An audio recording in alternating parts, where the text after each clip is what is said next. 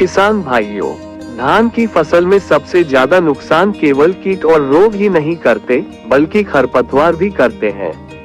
अगर खरपतवार की पहली दवा सही समय पर नहीं डाली गई, तो घास धान से पहले बढ़ने लगती है और खाद, पानी तथा पोषक तत्वों का बड़ा हिस्सा खुद ले लेती है। तो सवाल है, धान में खरपतवार की पहली दवा कब डालनी चाहिए? आज के इस वीडियो में हम यही जानेंगे। पहली दवा सही समय पर क्यों जरूरी है? धान की रोपाई के बाद शुरुआती दिनों में खरपतवार बहुत तेजी से बढ़ते हैं।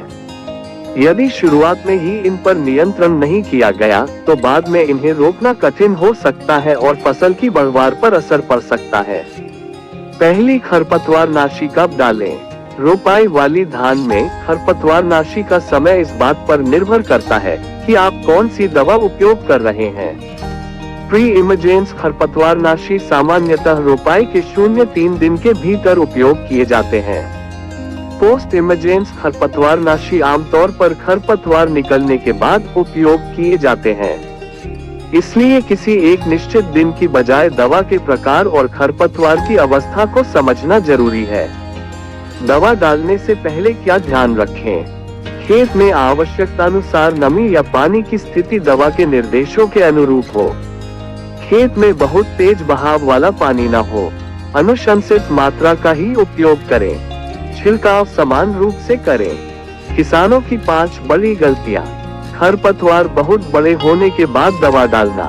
अनुशंसित मात्रा से अधिक दवा का उपयोग करना। अलग अलग दवाओं को बिना सलाह मिलाकर छिड़कना। लेबल निर्देश पढ़े बिना उपयोग करना। खेत की स्थिति और खरपतवार की अवस्था देखे बिना दवा डाल देना।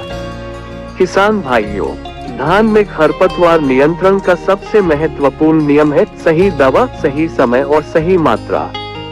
समय पर किया गया खरपतवार नियंत्रण फसल को शुरुआती बढ़त देता है और अच्छी पैदावार की संभावना बढ़ा सकता है।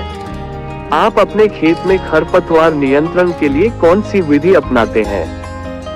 कमेंट में जरूर बताइए।